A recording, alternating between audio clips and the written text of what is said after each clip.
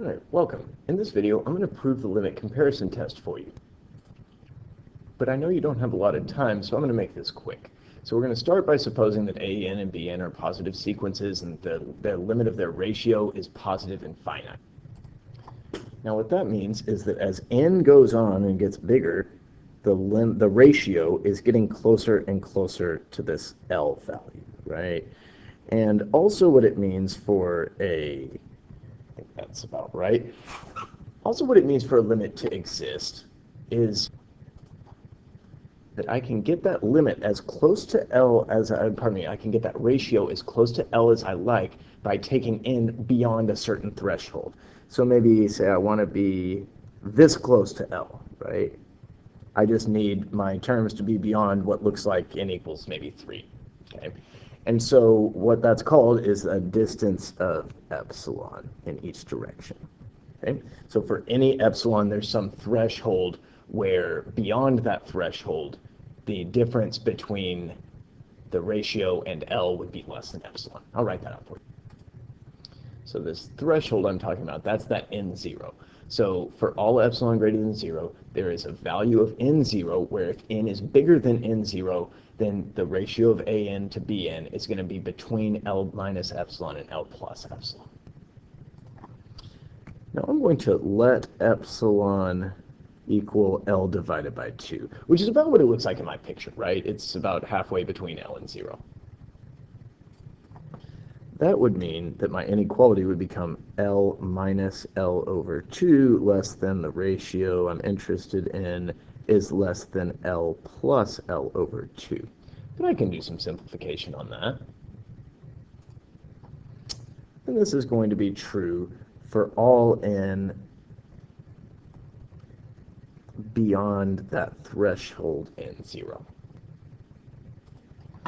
Now, I started by assuming that the terms of an and bn were both positive, and that L was also positive. Adjust this inequality a little bit by multiplying all three sides by bn and noticing that everything all of these expressions have to be positive. So now I'm ready to start looking at some series. So suppose the sum from 1 to infinity of bn converges. Then it must also be the case that the sum from n equals n0 to infinity also converges. I realized when I was cleaning up some stuff, I lost the thing where this was true for all n greater than n0, bigger than my threshold. Okay. Now if the sum of bn converges from, say, n0 to infinity, then it must be the case that the sum of 3L divided by 2bn converges, because 3L over 2 is a real number, and I can factor that out of my sum, so it'll converge to a value that's 3L over 2 times as large. Now this means that the sum from n equals n0 to infinity of an must also converge by direct comparison, right? I'm going to be comparing an to 3L over 2 bn. Okay? So I've got that if bn converges, then an converges, well, past some threshold, but then we know that that's going to mean that the sum from n equals 1 to infinity of an converges. Because if the tail end of the terms converges, then the whole series can converge. I can add a finite number of terms and it will still converge.